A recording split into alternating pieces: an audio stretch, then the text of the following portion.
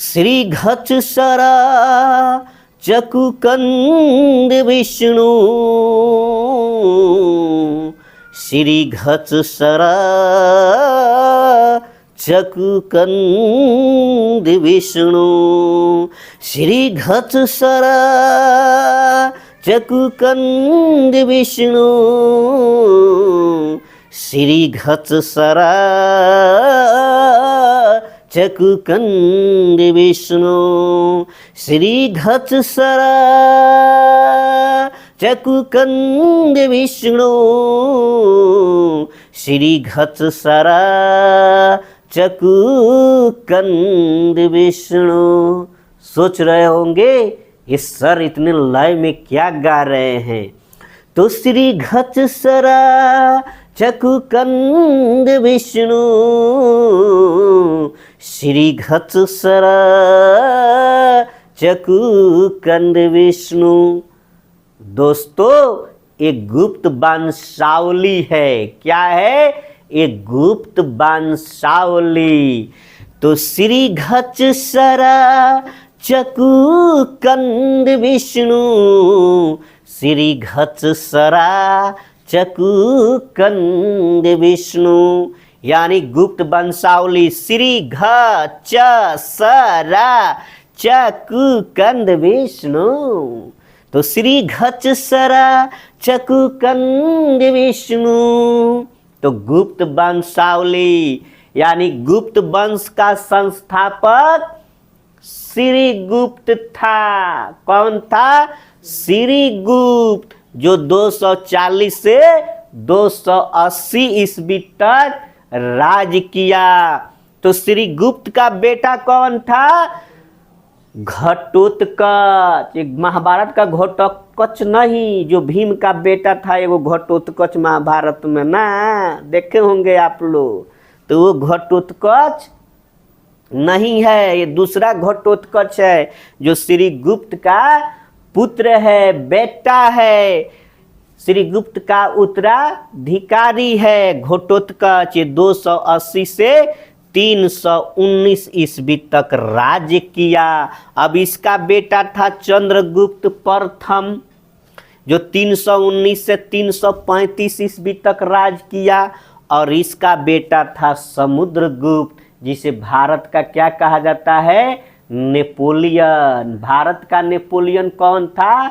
समुद्रगुप्त। बहुत इंपॉर्टेंट है समुद्रगुप्त नाम। तो ये 335 से 375 ईस्वी तक राज किया।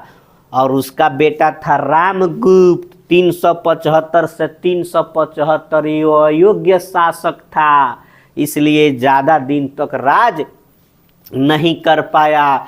ये था चंद्रगुप्त द्वितीय।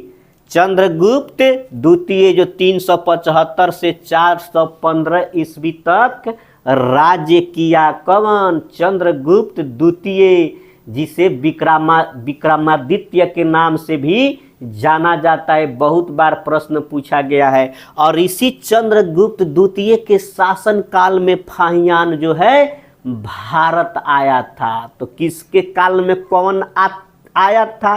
तो ये बार बार पूछ लेता है, तो याद रखेंगे चंद्रगुप्त द्वितीय के शासन काल में फाहियान जो है भारत आया था। उसके बाद था कुमारगुप्त।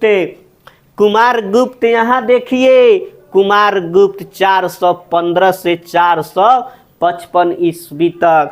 और इसी कुमारगुप्त ने नालंदा विश्वविद्यालय की स्थापना की थी। तो ये नाम तो बिहार वासियों के लिए बहुत ही जरूरी है, याद कर लो, क्योंकि बिहार के कंपटीशंस में इससे प्रश्न पूछे जाते हैं।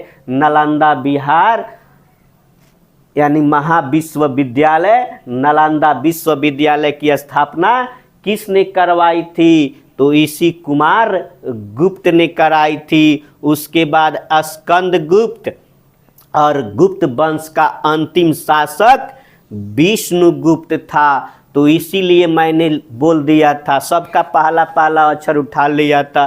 श्री घचसरा चकुकंद विष्णु, श्री घचसरा चकुकंद विष्णु। इसके माध्यम से आप बता सकते, जब कंपटीशन में ऊपर नीचे कर देता है, कहता है मिलाओ कौन कौन किसका बेटा था, कौन किसका बेटा था। तो ये गीत को याद रखोगे, श्री घचसरा चकुकंद विष्णु, श्री घचसरा चकुकंद विष्णु। तो जीवन भर के लिए याद। अब चलिए पढ़ते हैं गुप्त वंश के बारे में। तो गुप्त वंश ये आया कैसे? तो कुषाण साम्राज्य के खंडहर पर एक नया साम्राज्य उभरा, गुप्ता साम्राज्य। जो उसका खंडहर था कुषाण साम्राज्य का, उसी पर एक नया साम्राज्य उभरता है जिसका नाम होता है गुप्ता साम्राज्य। यानी गुप्ता, आज के लोग गुप्ता किसको कहा जाता है? वैश्य लोग को। तेली लोग भी गुप्ता रख लेता है, बहुत सारा लोग गुप्ता रख लेता है, नहीं। तो ये संभवतः वैश्य समाज के लोग थे। गुप्ता लोग कौन थे? वैश्य थे। संभवतः गुप्ता कौन थे? वैश्य थे। तो गुप्त साम्राज्य का उदय 3री शताब्दी के अंत में प्रयाग के निकट कौशाम्बी में हुआ। आपको पहले भी बताया है कि कौशाम्बी जो है इलाहाबाद के निकट, यानी प्रयाग के निकट कौशाम्बी है। तो गुप्त वंश के संस्थापक श्री गुप्त कुषाण शासकों के सामंत थे। ये क्या थे? श्री गुप्त कुषाण शासकों के सामंत थे। और इनकी ज़्यादा जो चीज़ें मिली है उत्तर प्रदेश में ज़्यादातर ये लोग रहे हैं। तो गुप्त काल को प्राचीन भारत का स्वर्ण युग कहा जाता है। गुप्त काल को प्राचीन भारत का स्वर्ण युग कहा जाता है। ये बहुत ही इम्पोर्टेंट है। VVI very very important. किस काल को स्वर्ण युग कहा जाता था प्राचीन भारत में? तो गुप्त काल को। तो ये गुप्त काल को प्राचीन भारत का स्वर्णिम युग, स्वर्ण युग कहा जाता है। गुप्त वंश के साहित्यिक स्रोत हैं, यानी कैसे पता चलता है कि उस समय गुप्ता साम्राज्य था, गुप्त वंश था? तो कुछ साहित्यिक स्रोत, कुछ पुस्तकें, अद्भुत पुस्तकें हैं जिनके बारे में बताया गया है। नहीं, उस किताब में गुप्त वंश के बारे में जिक्र है। तो है वायु पुराण। आपको बताया था, बाग में जाओ ना आम खाओ, याद है? तो बाग यानी गुप्त वंश, वायु पुराण में इसकी जानकारी मिलती है। तो वायु पुराण से हमें क्या मिलती है? गुप्त वंश के बारे में जानकारी। मत्स्य पुराण है, मुद्रा राक्षस, विशाख दत्त द्वारा रचित मुद्रा राक्षस, और कालिदास की रचनाएं, जो कालिदास ने रचनाएं की है, वो सारी चीजें जो है गुप्त वंश के बारे में बताते हैं। तो कालिदास ये चंद्रगुप्त द्वितीय के 9 रत्नों में से एक थे और इन्होंने बहुत सारी जो है पुस्तकें लिखी है। तो कालिदास की रचनाओं से, मुद्रा राक्षस से, वायु पुराण से और मत्स्य पुराण से हमें गुप्त वंश के बारे में जानकारी मिलती है। और जो बौद्ध ग्रंथ भी है उससे भी हमें गुप्त वंश के बारे में जानकारी मिलती है। तो कौन ऐसे बौद्ध ग्रंथ है जिनसे गुप्त वंश के बारे में जानकारी मिलती है? तो वह है आर्यमंजूश्री, मूलकल्प, वसुबंधु चरित। वसुबंधु चरित, मूलकल्प, आर्यमंजूश्री बौद्ध ग्रंथ से गुप्त वंश के बारे में जानकारी लगती है, पता चलता है। विदेशी विवरण, कुछ विदेशी विवरण है जो लोग आए, देखे, सुने और उन्होंने भी अपने यात्रा वृत्तांत के रूप में बताया। तो वो था फाहियान। और ये फाहियान, इस नाम को जरूर याद रखना क्योंकि ये हर एक कंपटीशन में बार बार पूछा गया है कि फाहियान किसके काल में भारत आया था। तो फाहियान चंद्रगुप्त द्वितीय यानी विक्रमादित्य के शासन काल में भारत आया था। ह्वेन त्सांग ये भी भारत आया था। तो किसके शासन काल में, तो हर्षवर्धन के शासन काल में, जो इसके बाद हम बताएंगे, तो हर्षवर्धन के शासन काल में ह्वेनसांग आया। तो ह से ह मिला देना, कंफ्यूज न होना, क्योंकि ह्वेनसांग हर्षवर्धन, उसका भी नाम ह से है, इसका भी नाम ह से है। तो हर्षवर्धन के शासन काल में ह्वेनसांग और चंद्रगुप्त द्वितीय के शासन काल में फाहियान। तो ये तो कंफ्यूज अब दूर हो गया, क्योंकि ह से हम मिला देना है, हर्षवर्धन से ह्वेनसांग को मिला देना है। और अलबरूनी, ये भी एक बहुत बड़ा विद्वान था, इसकी भी बहुत सारी किताबें हैं। तो हम लोग यहाँ तक जान लिए। और पहले तो ये बता ही दिया हूँ गुप्त वंशावली। श्री घच सरा चकुकंद विष्णु, श्री घच सरा चकुकंद विष्णु, श्री घच सरा चकुकंद विष्णु। तो गुप्त वंश का संस्थापक कौन था? श्रीगुप्त और उसका बेटा घटोत्कच। और ये तीसरे नंबर पर आता है श्रीघच, नहीं श्रीघ, तो चंद्रगुप्त प्रथम।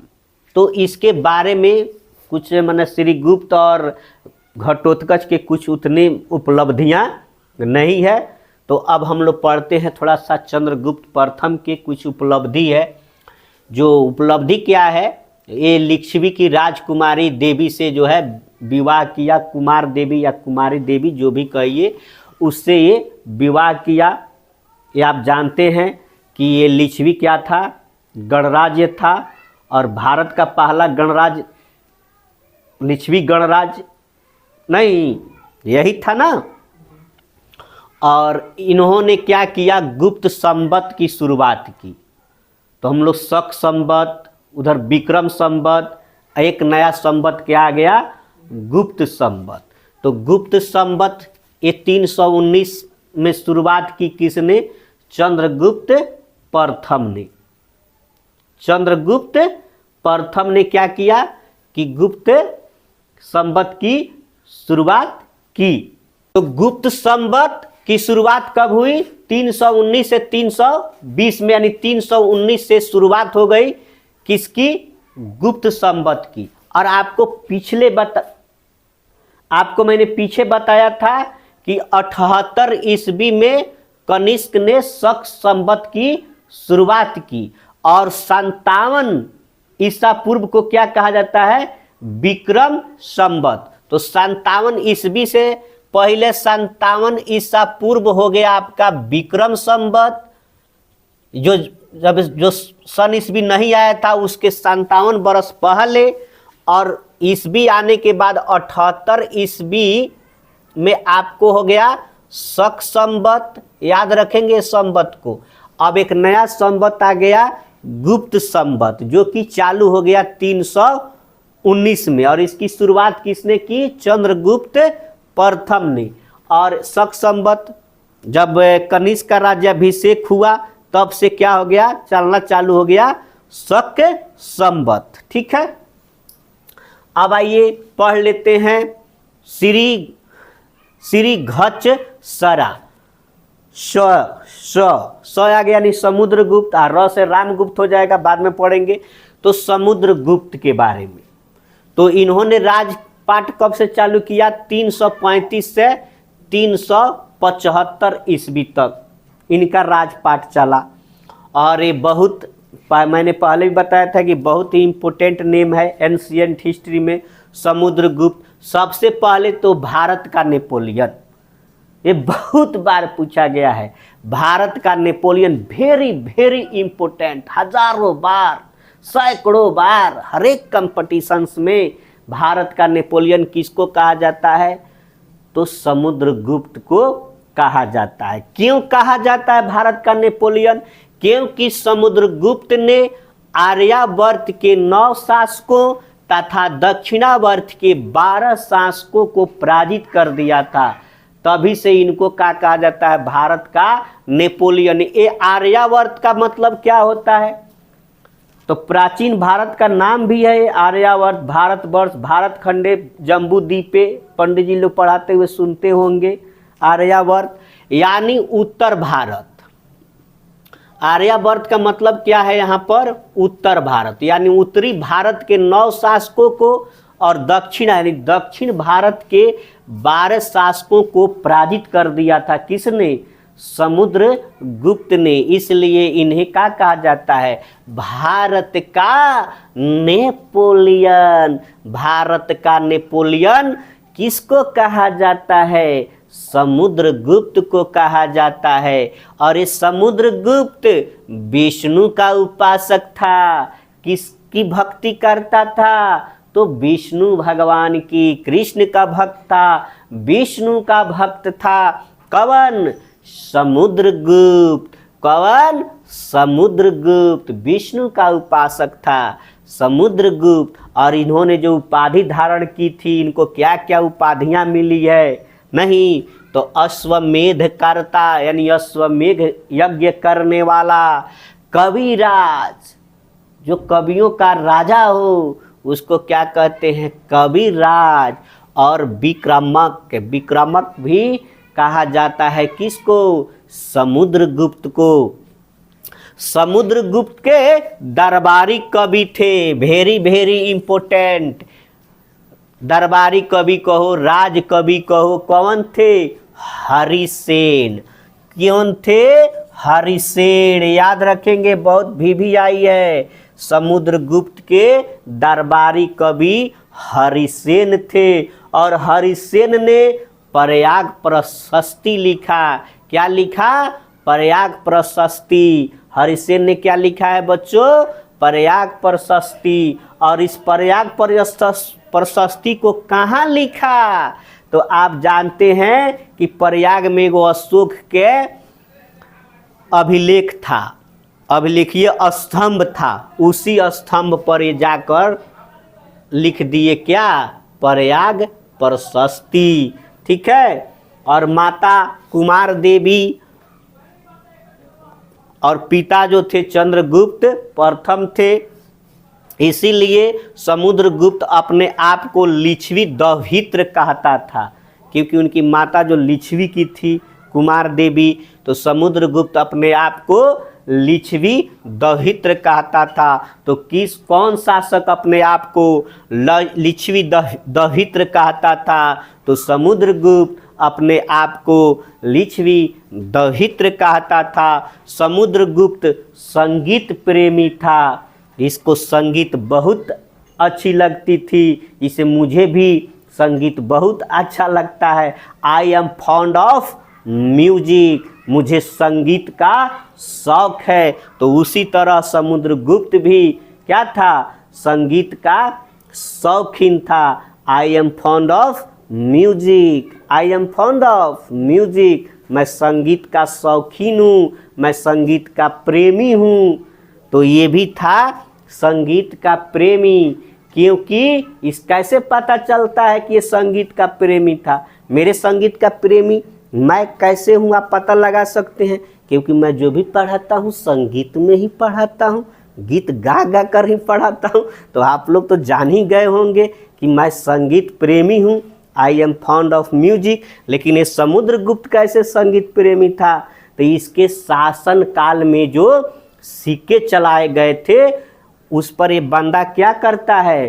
बीना बजाते हुए नजर आता है। तो बीना माँ सरस्वती का नहीं, बीड़ावादनी की, हंसवाहनी की, ये आप लोग करते रहते हैं। तो समुद्रगुप्त संगीत प्रेमी था और कारण भी बता दिया कैसे था। तो ये सारी बातें हैं। आई थिंक, मैं समझता हूँ कि आप लोग इसको बहुत अच्छी तरह से समझ लिए हैं।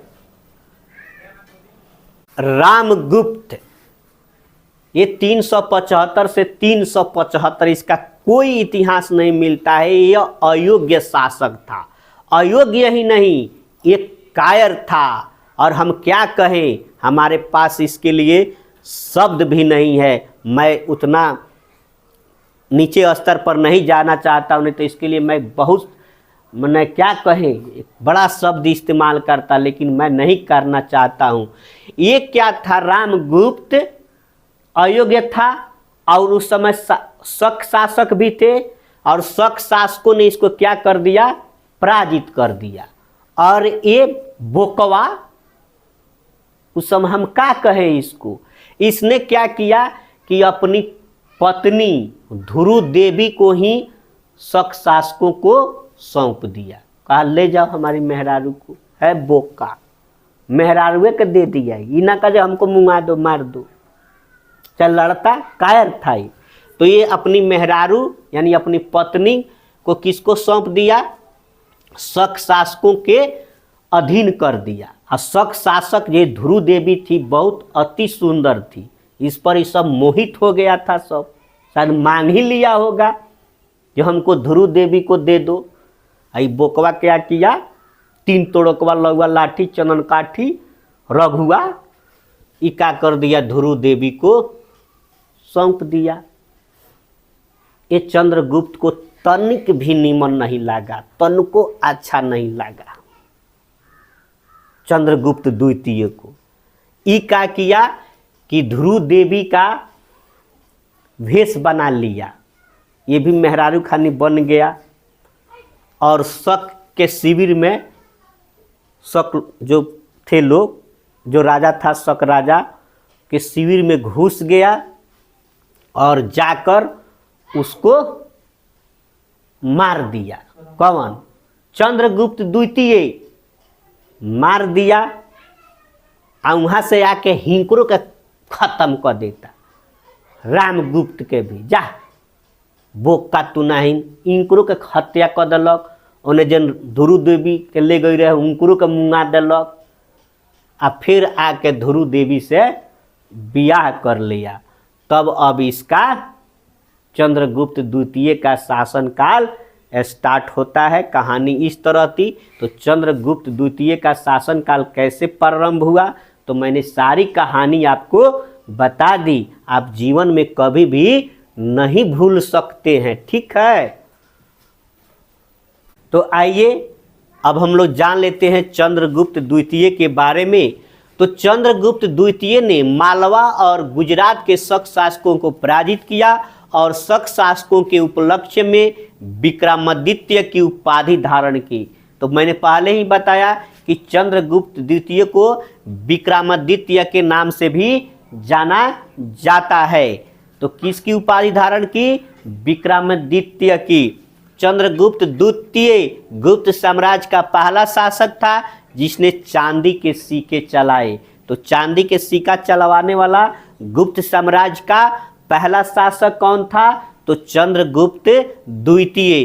चंद्रगुप्त द्वितीय के महरौली लौह स्तंभ से ज्ञात होता है कि इसने बंगाल पर भी विजय प्राप्त की थी। अभी भी महरौली जो है दिल्ली में स्थित है, अब जाइएगा कभी तो देख सकते हैं, वहाँ उससे पता चलता है कि इसने बंगाल पर भी विजय प्राप्त की थी। और चंद्रगुप्त द्वितीय के शासन काल में ही चीनी बौद्ध तीर्थयात्री फाहियान जो है भारत आया था। तो ये बहुत सारे इम्पोर्टेंट है, ये जैसे चीनी यात्री फाहियान किसके शासन काल में भारत आया था, तो चंद्रगुप्त द्वितीय के शासन काल में।